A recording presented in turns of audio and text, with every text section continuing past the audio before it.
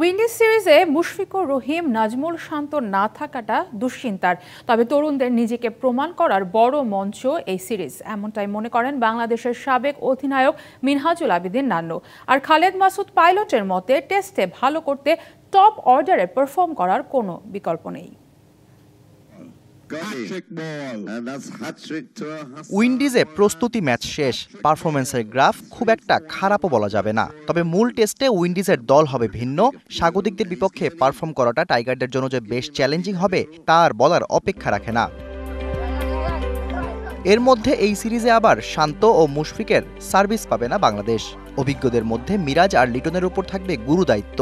তবে দলে আছে এক গাদা তরুণ ক্রিকেটার, তাদের জন্য কতটা চ্যালেঞ্জিং এই সিরিজ? মুশফিক তো এটা তো অবশ্যই চিন্তার কারণ হবে। তারপরেও যারা সুযোগ পাবে ওদের জন্য একটা বিরাট প্ল্যাটফর্ম এবং নিজেকে মিলে ধরার জন্য কিন্তু একটা বিরাট জায়গা।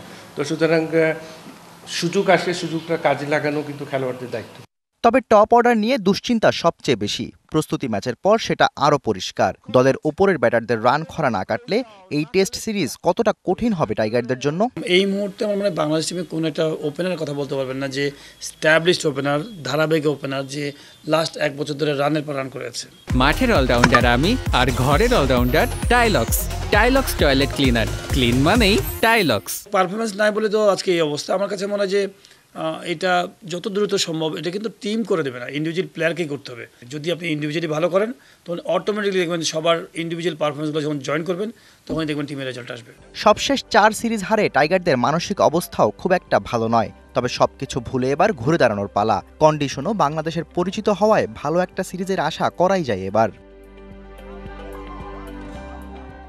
Shahriar Hossain, DBC news, Dhaka.